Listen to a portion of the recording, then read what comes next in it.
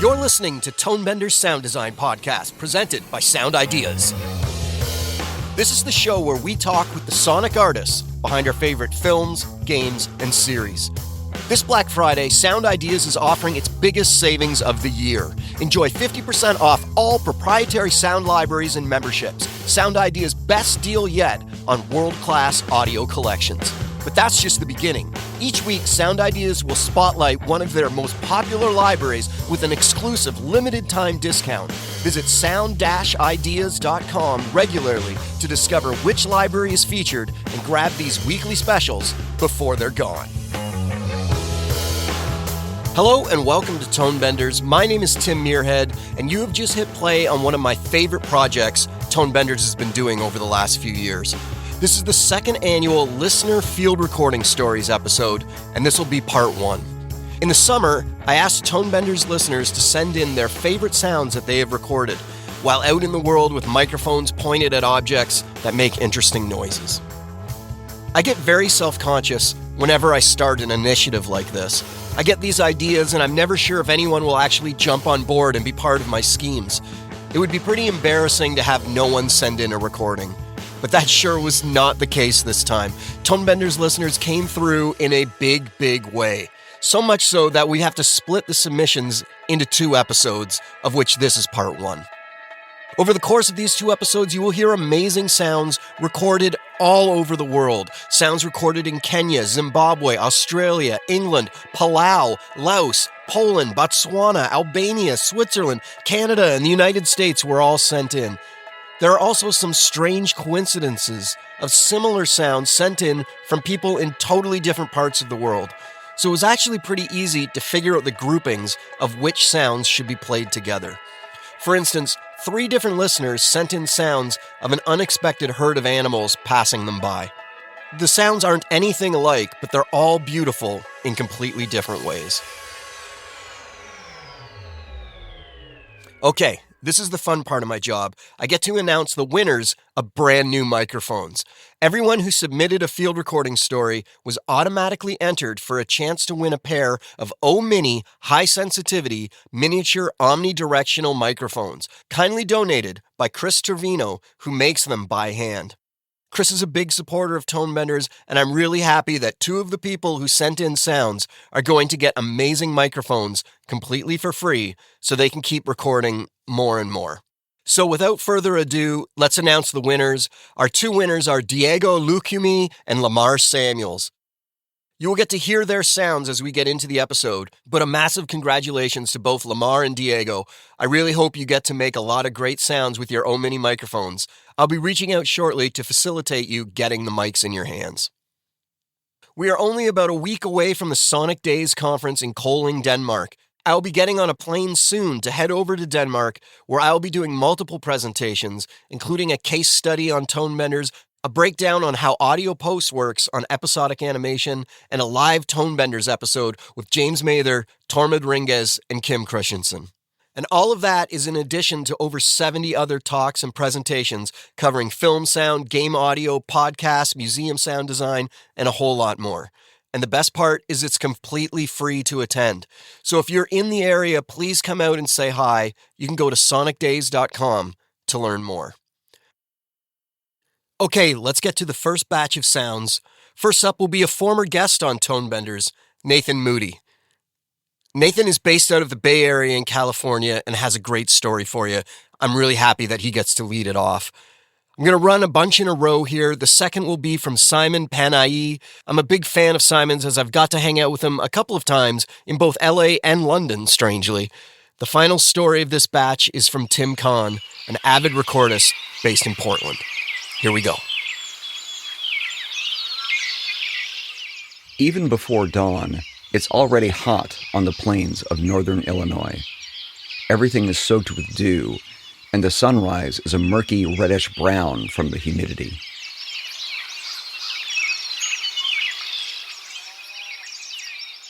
I'm recording the American tallgrass prairie for an upcoming film.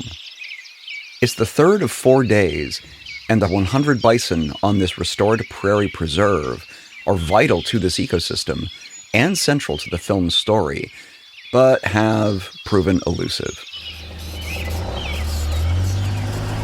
I'm driving a utility vehicle back from a dead-end trail after recording the dawn chorus when I finally see the bison. Some of the herd are blocking the track in front of me, like stopped traffic at rush hour. I remember the preserve's guidelines. Give the bison 150 feet or more of distance, don't get out of the vehicle if approached, and don't do anything to spook them.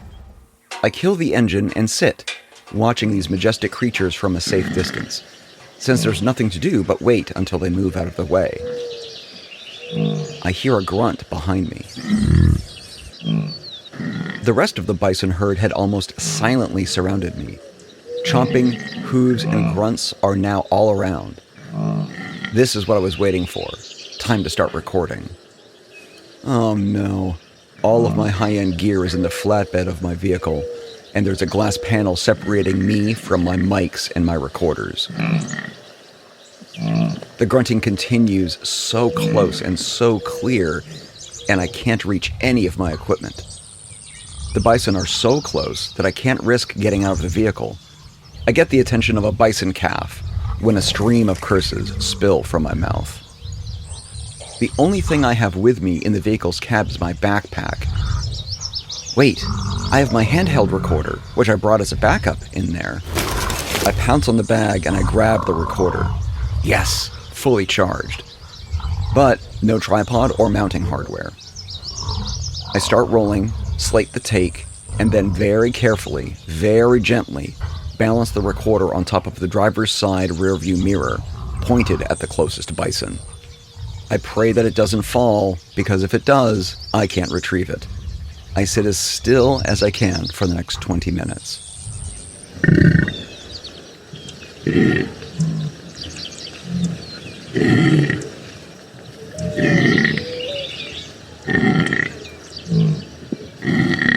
The bulls do half-hearted, lazy fake charges at each other in the morning heat. Cows headbutt their own calves to prevent them from coming too close to me. I can hear the prairie grass being ripped out by their roots as the herd grazes. The herd slowly moves away, like a receding tide. Once they're at a safe distance away, I grab the recorder, check the take, and sigh with relief as I drive away, looking for my next recording spot. But not before moving all my equipment onto the seat right next to me.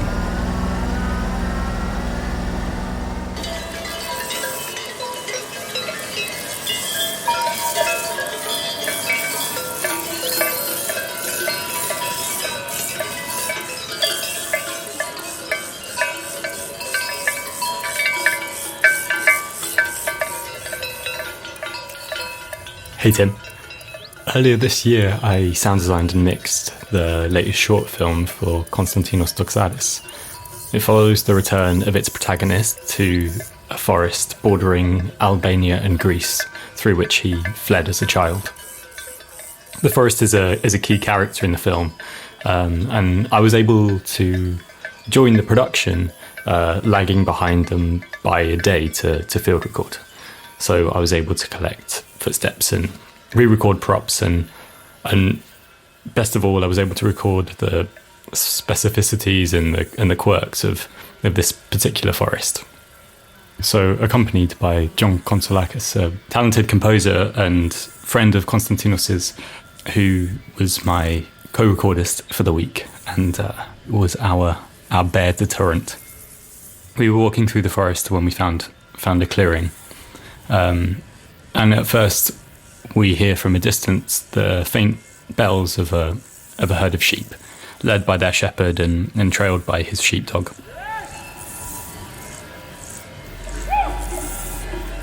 John advised that we don't get too close, as the sheepdogs can be aggressive. So this recording is through a pair of Lewitt 540Ss from roughly 30 or 40 meters away, as this herd of sheep pass ahead of us.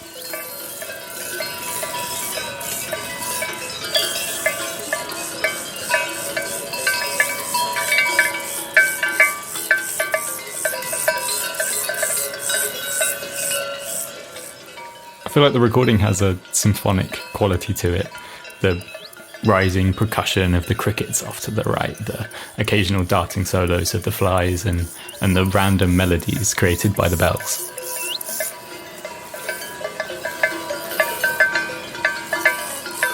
This recording was very much not what I'd been looking for.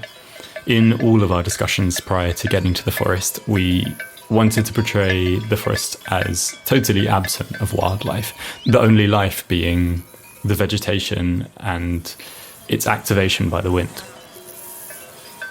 But the forest and this clearing were quite the opposite, totally teeming with life. And I couldn't help but spend the next hour or so recording this orchestra.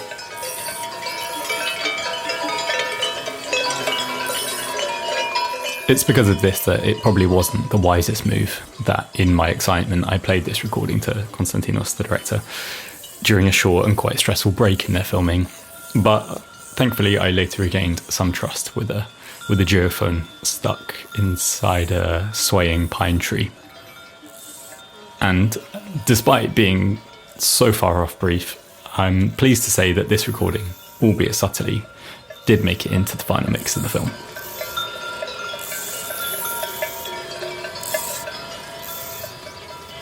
While I don't think it would have much of a place in a sound effects library because of its specificity and complexity, it's one of my favourite things that I've recorded myself, and have found myself coming back to it just to listen.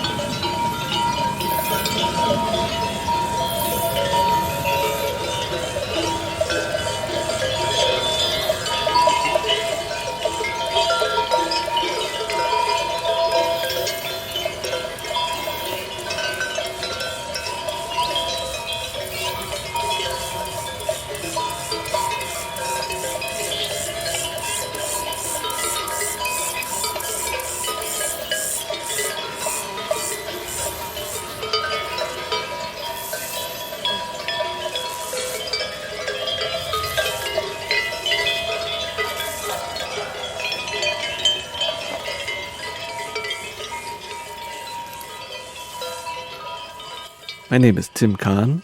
I am a recordist from Portland, Oregon.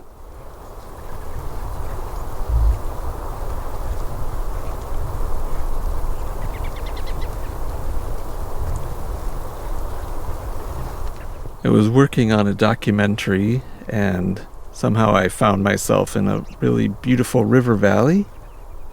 And it was a quiet evening. The snow was still falling, even though it was early springtime. So I set up my microphones near some bushes, a little bit out of the way, and I just kind of settled in maybe 100 feet away, listening on my recorder. And it was a really kind of quiet soundscape, some birds, but mostly just kind of a very quiet, desolate, snowy place.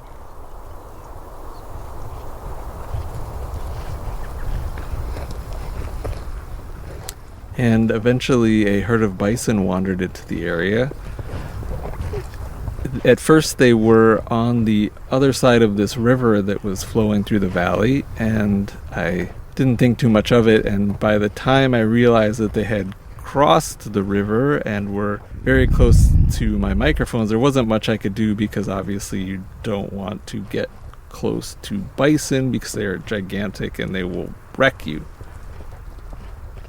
So I had to sit and wait, and I'm glad that I was able to.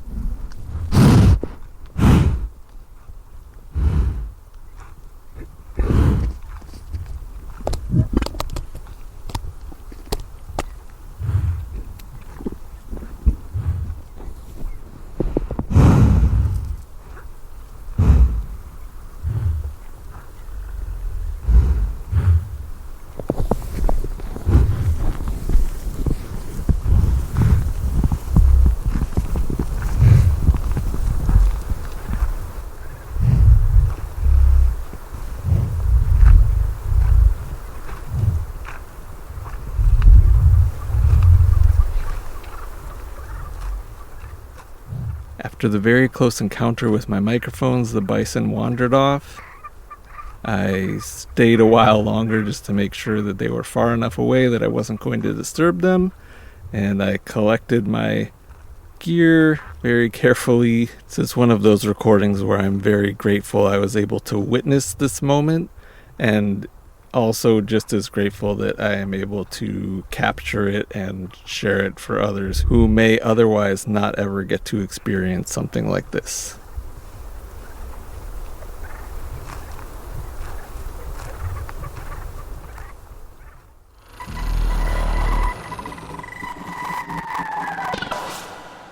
If you are a regular listener to Tonebenders, you've heard me mention the O-Mini miniature omnidirectional microphones from Chris Trevino. I've talked about how I love the neutral frequency response and how they are ultrasonic capable, allowing me to really bend and shape and have a lot of fun with my recordings in post-production. Each pair of mics is handmade by Chris Trevino, a practicing field recordist and a really engaged member of the sound community. He uses high-quality components and puts a lot of work into making and testing each mic to ensure they live up to his own high standards. The O-Minis are available in both XLR and 1/8-inch versions to accommodate any kind of recorder you might have. Between their compact form and robust build quality, they work great with a variety of workflows, from everyday carry recording kits to expeditions where every gram counts and you want to keep your pack weight light. Maybe my favorite thing about both versions of the O-Minis is the price. They are extremely affordable. At $130 American for the plug-in power stereo pairs and $150 for XLR pairs, they offer a lot of value. I suggest you give them a try. At this price point, it is a no-brainer. To learn more, head to chrisatrevino.com/store or click on the link in the description of this episode in your podcast app.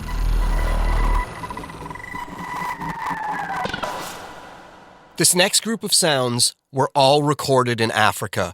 One story from each of Zimbabwe, Botswana, Kenya, and Ethiopia. First up is Chris Bolte with sounds from Zimbabwe. Next will be Andrew Dawson, who sent in a recording from Botswana. That will be followed by N Verschoren's Sounds of Kenya, and this section will wrap up with David Thomas's Ethiopian recordings. Okay, let's get a tour around Africa, everybody. In August of 2023, or near the end of the dry season, my wife and I went on a recording/adventure trip to Zimbabwe. This trip came to be due to the right combination of lucky circumstances, which also meant that we had access to drivers and a handful of locals who were incredibly helpful in getting us around and helping me find some great recording opportunities. However, upon first arriving there, my initial plans of setting up drop rigs around Victoria Falls National Park and leaving them out during the daytime were quickly foiled by one very annoying detail: helicopters. Helicopters flying overhead all day, every day, save for an hour during lunchtime and until after 6 p.m. Still very jet-lagged and feeling a little defeated, I went to bed that night without having attempted to record anything just yet. That was until my wife and I were woken up by this strange, otherworldly howling or whooping sound just outside of our hotel window. By the time I managed to scramble and connect up my recorder, power bank, and Uzi Pro mics, the howling had ceased and I was unsure whether I'd missed my chance of recording it for good. Nonetheless, I set up my recorder on our hotel room porch and clipped the mics to the railing, hoping I'd at least catch something interesting that night. Well, here's what they captured only a few hours later.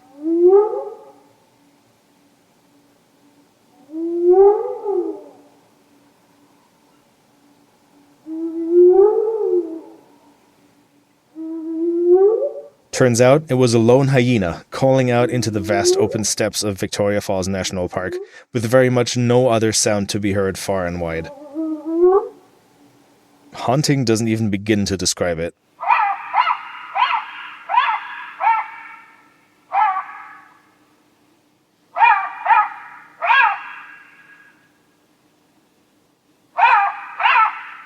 Needless to say, I'd leave a recorder out every night after that, and I managed to capture even more of these amazing sonic moments. And, as it turns out, this way I was also able to capture some amazing birdsong before the helicopters would take off each day.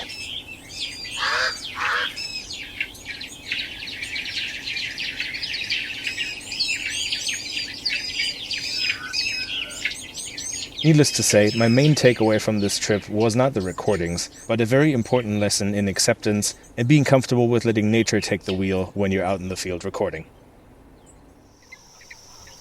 Hi, my name is Andrew Dawson. In 2023, my wife and I spent 2 weeks in Botswana and South Africa. We both love animals and wildlife of all kinds. We were up at 5:30 a.m. every day for safari game drives. It was truly the trip of a lifetime. I hadn't planned on making a big project of field recording while we were there, but naturally I brought my Tascam DR40X to capture any opportunities that did arise. We got used to hearing lots of wildlife from our tents during the night, including spotted hyenas like these routinely circling the camp.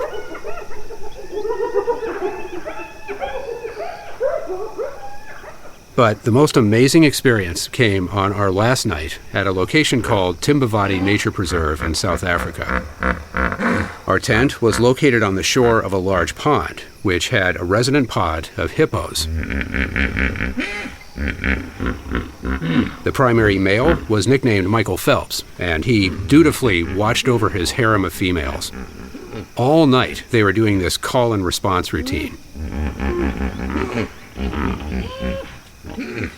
It was extraordinarily loud. Even on shore, you could feel the low end resonating through your body, as it undoubtedly did underwater among all the hippos, too.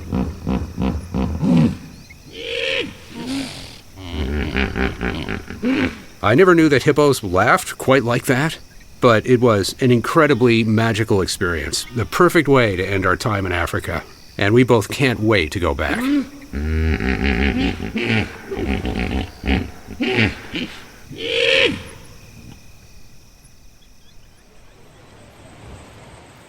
So I'm a Belgian sound engineer, and I was on tour in Kenya, and I was surrounded by really complex soundscapes of Nairobi. And after a long day, my friends and I were sitting outside enjoying a moment of quiet friendship, and I had my iPhone 16 Pro with me, and on a whim I pulled it out to record something like anything. I wasn't expecting much, just a simple unedited clip. And then it happened, the sound magic started. What follows was a moment of oral perfection. In less than 90 seconds, a beautiful short sound story unfolded. It was the most satisfying and effortless recording I've ever made. The sound wasn't something I had to hunt for or meticulously edit. It simply presented itself to us, a gift from the environment. The moment felt so special, so complete, that as the recording concluded, I felt it deserved a little musical send-off. Just for fun and to honor the unexpected treat we had just received, I added a small musical ending to cap off the perfect, unedited snippet of auditory goodness. It's a statement to the fact that sometimes the best recordings are the ones that find you, and not the other way around. Enjoy. Dit zijn nachtgeluiden in de Belgische residence in Kenia.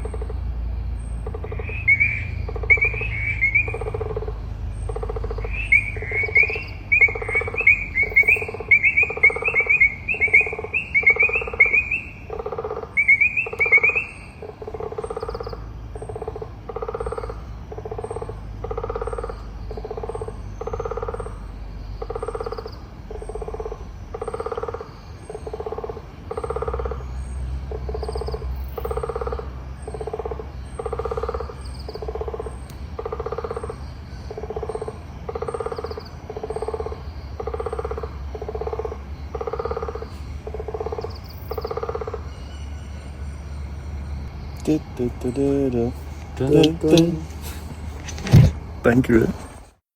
It was coming up to Christmas in 2007, and I found myself on a small plane flying down from Addis Ababa to the town of Arba Minch in the far south of Ethiopia.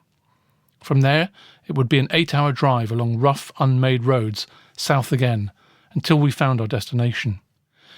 When we arrived at the village of the Arbore people, it was just getting dark. We weren't allowed to sleep within the village walls at night, so had to pitch our tent just outside the bound straw and wood barrier that marked the edge of their village. We were there to make a documentary about the origins of music, and our task was to film the Arbore people going about their day, herding goats, making fires, cooking and so on, but when possible, we should find opportunities to record their music. The Arbore people were put forward for the film, partly because they were happy to be filmed in exchange for a number of goats. Cash was not common outside the towns in the south of Ethiopia 20 years ago, but mainly because their music is still made by banging sticks together in large groups. They don't use drums at all, and the only other instruments were the thick steel bangles around the young women's ankles, which is where this recording comes in. We were invited to their monthly celebration of the new moon with them. About 70 or so people stand in a circle at midnight in the absolute pitch darkness and perform their musical rituals. The 4 of us in the crew were invited to stand in the middle of the circle and record the sound.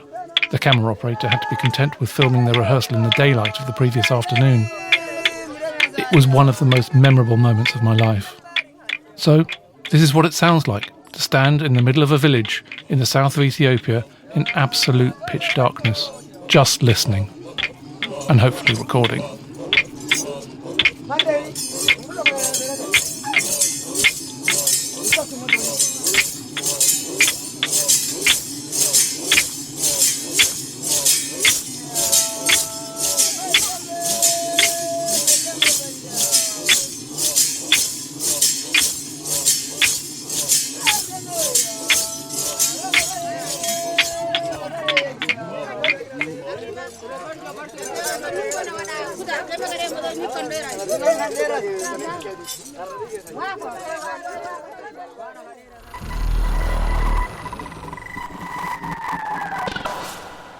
Have you been using Subquake by the Cargo Cult? I've had my mind blown by this plugin. I've been able to get the low end to cut through in my mixes in ways I was never able to achieve before.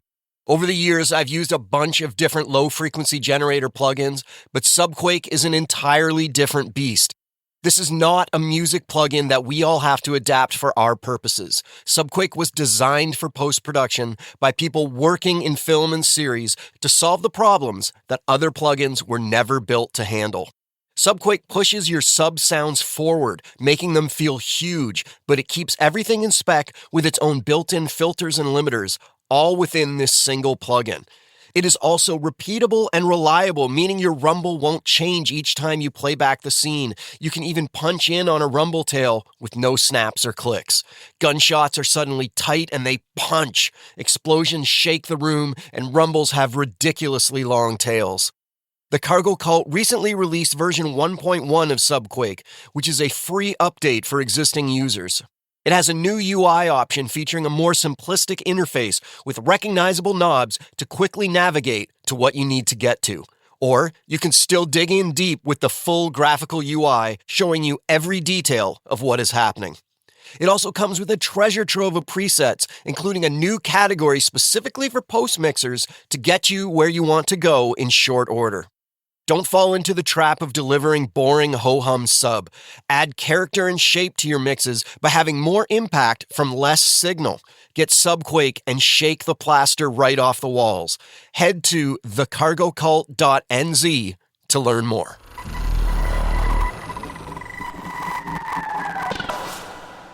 I'm very jealous of all the traveling Tonebenders listeners seem to have been doing, but I'm glad they're taking their recorders with them and letting us hear what they're finding. Our final batch of sounds from this episode are all related to metal in some way, and this batch includes both of our winners of the O-Mini microphones from Chris Trevino. Listeners, I'm planning to do a call-out for submissions for the 2026 Listener Field Recording Stories next summer, so maybe start putting your thinking caps on now to come up with a sound you have recorded that might be a good fit to send in. Or keep your microphone handy with you at all times, because you never know when that perfect sound will appear right before you. Okay, here are the sounds sent in by Philipp Feit, Diego Lukumy, and Lamar Samuels. Here we go. Hey Tim, this is Philipp. I'm a sound designer from Hamburg, Germany, and I'm a huge fan of the show. I think I listen to every episode. Tonebenders is a massive source of inspiration for me. So let me tell you my favorite field recording story. We live in a really old building here in Hamburg. I think it's built around the 1800s, and honestly, everything in it makes like weird noises. Because of how it was constructed, all the apartments are connected to this central light well, about 60 feet deep, that runs straight through the middle of the building. One night after a heavy rainstorm, I woke up from this strange noise. It sounded like metal was breathing. It took me a while to realize the sound was coming from the light well. So I grabbed my recorder in the middle of the night and held the microphone into that dark void, listening for minutes to this eerie, beautiful, otherworldly sound.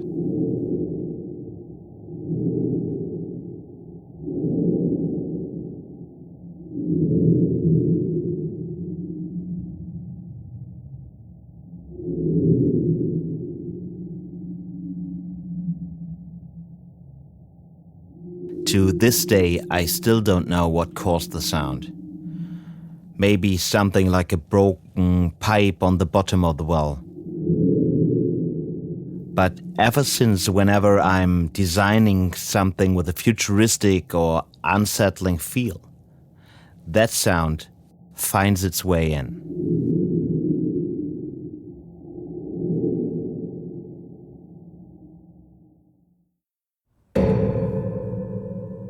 I was recording some test ambient soundscapes around Belleville, Ontario, when I came across a still public bench.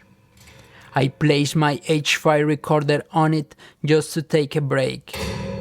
And suddenly, this deep reverberating metallic sounds came through my headphones. Totally unexpected. These dark tones aren't what you typically associate with the sound of a regular bench. Anyways, I kept trying weird sounds, even by rubbing my tripod on the bench. I wish I had a contact mic with me to capture it more cleanly, because you can still hear the ambient background noise layered behind it.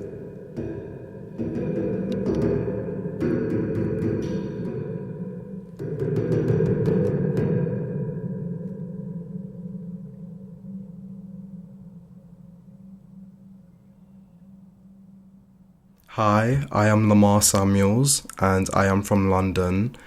I would say my best or memorable field recording moment would be my first time field recording, where I just planned out a day to go out, see what I can record. I ended up being at my local train station, and during that time I was there for 2 hours just recording trains going by, some announcements, and I was using my Zoom H1N at the time. And just when I was about to leave, I told myself to wait an extra 5 minutes because I was already there for 2 hours. What is an extra 5 minutes? So during that time, whilst I was waiting an extra 5 minutes, 2 railroad trains were riding towards each other, and I didn't see the second one until I turned to record the train go by and noticed the second one. And at the end of the recording, you can hear my excitement because it just felt like I was the luckiest person in the world. And the sound that I recorded was very sci-fi, very horror, maybe, because with my imagination, I could hear maybe bats and some sort of metallic spider web sound. So yeah, I would say that would be my best field recording moment. And yeah, here it is. Train.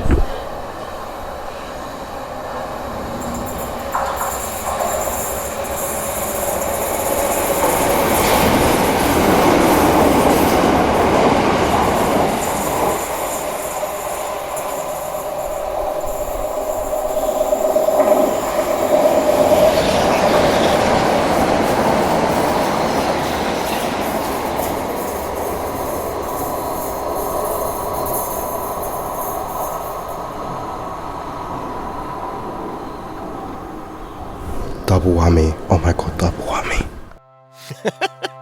Double whammy. I love that. Well, that concludes part 1 of the 2025 listener field recording stories that my listeners were so amazing to send into Tonebenders.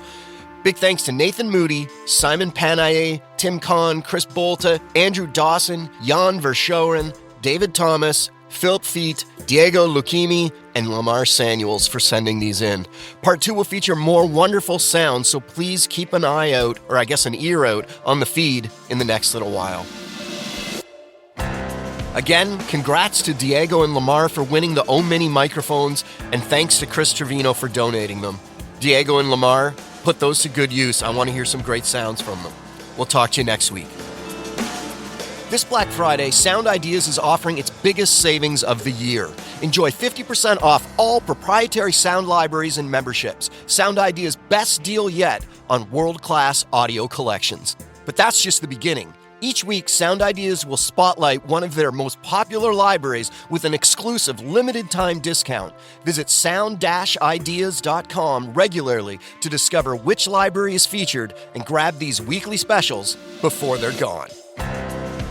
Tonebenders is produced by me, Timothy Muirhead. Theme music is by Jim Guthrie. You can reach me via email through info@tonebenderspodcast.com. Follow Tonebenders on Instagram to stay on top of new episodes. If you like the show, you can help us out by spreading the word to your friends and colleagues. Or leave us a tip. Just go to tonebenderspodcast.com and click support.